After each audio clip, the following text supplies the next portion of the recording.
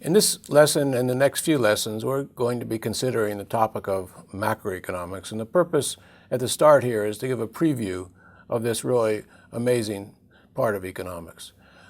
One thing you should be aware of at the start, this is sort of thinking about things from a broader perspective, a big picture, I think of it sometimes. So think of it visibly. Put your big picture glasses on. They don't have to be sunglasses, of course, but we're going to be looking at things somewhat differently, somewhat bigger, if you like, than we have when we looked at individual firms, individual consumers, individual workers. They're, of course, going to fit into these ideas of macroeconomics, but how we put them in is going to require this big picture view of the world. Macroeconomics has different topics than micro. It has different models than microeconomics. The topics we're going to be considering in the macro part of those discussions are economic growth. That's the tendency for the economy to expand over long periods of time, or for some economies to go more rapidly than others, and some go more slower than others. But we also want to consider the ups and downs in the economy, the recessions and the recoveries. So that's the fluctuations, it's sometimes called. When we look at the growth and fluctuations, we need to look at some economic variables. And here's a list. We're going to look at gross domestic product, GDP. We're going to actually look more carefully at this important idea today. We also want to look at things like the unemployment rate, the inflation rate, the interest rate, and the exchange rate. We want to talk about how those fit into the macroeconomy. Once you do that, you're able to examine and think about other kinds of policies, such as monetary policy, what the central bank of the country does, how much money it supplies, how it sets interest rates. In the United States, the central bank is called the Federal Reserve. How the Federal Reserve should operate is an important question for public policy. Fiscal policy is another topic for macroeconomics. If the economy goes into a recession, should there be a stimulus package? Or is there another policy that's more appropriate? And what about the deficit and the debt that may rise because of actions like that? What is the impact of that on the economy? Those are all issues about fiscal policy. When we think about these questions, we need to have some kind of a model. Just when you consider antitrust policy or regulation of industries, you need some kind of model of the firm. Maybe it has monopolistic competition. Similarly, when you consider monetary policy or fiscal policy, you need a model. And this time, though, we need a model of the whole economy, how things are working as a whole.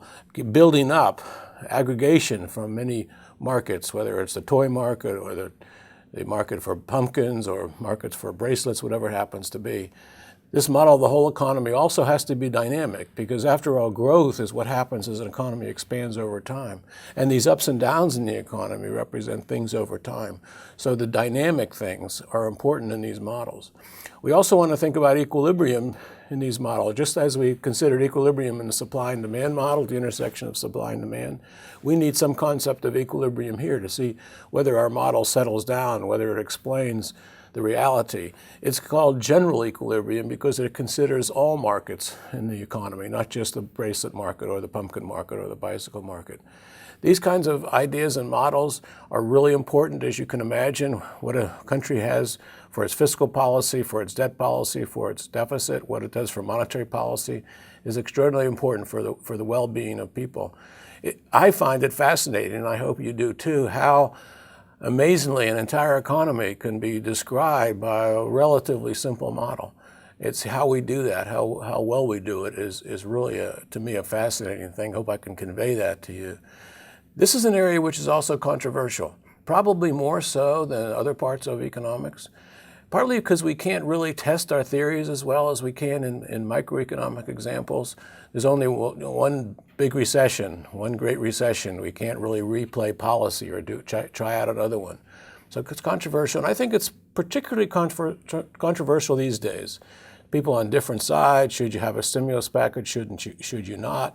Should the Federal Reserve be very expansionary, should it not? There's people whose views range quite widely, and you can see this in the public policy debates. But what's the most important, I think, for studying the subject is try to get an understanding of why economists differ. And a lot of that has to do with the different models of the economy they have, and also how they interpret the variables, such as the unemployment rate, et cetera. So let's get started with this. In order to think about the economy and the variables and what's happening, you have to have some way to measure the economy, just like you can measure the temperature, measure the humidity in the economy, in the climate, whatever happens to be in a country or an area. So you want to kind of find a way to measure what the overall economy is doing. I think it's a lot of fun to do this, as you'll see. I hope, again, I can convey this to you. But quite frankly, it's important for businesses. If you go out and give a talk to a group of business people, they want to know what's happening to the economy. It affects their business, it affects their products, it affects their markets. It's also, of course, important for personal investment decisions. Should you invest in this sector, or should you hold off because the economy may not be working so well? Labor market decisions. Should you take a job now or stay in school? That has to do with the state of the economy. You have to kind of think about it and measure what's going on in labor markets, what's going on in the economy as a whole. Looking at the data, measuring the economy is also part of how you understand how the economy works. It's not just the models, it's really understanding the patterns, getting a sense of the magnitudes, what happens generally over time. It's also important to sort out various claims. In the political system, we see ads for one candidate or another. Incumbents are going to claim that the responsibility for a bad economy, say, is due to other things than them. Going to try to claim credit for the good. If the challengers are going to say the bad economy is due to the current leaders. So there's going to be this back and forth naturally in the political system. Knowing, in a sense, what's going on in the economy, measuring helps you sort out those differences. And of course, to make public policy decisions, whether the chair of the Federal Reserve or the President of the United States deciding exactly what policy to take has to have some sense of what's going on. And then finally, forecasting is important. It's difficult to do, but you can't forecast something if you can't measure it. And you can't forecast what economic growth will be next year if you can't measure what economic growth means. So it's very important for all these perspectives. And I have a little example about the forecasting as you can see how important it gets. This is an example of Alan Greenspan, who was the chair of the Fed in the 80s and 90s and into the early 2000s. And way back when he had a sense of where the economy was, a good economist. And in 1990, he made the statement, this is a quote, that the economy has not yet slipped into a recession. That statement was made on October 2nd, 1990, a long time ago, but it gives us a chance to look at what actually was happening at that point.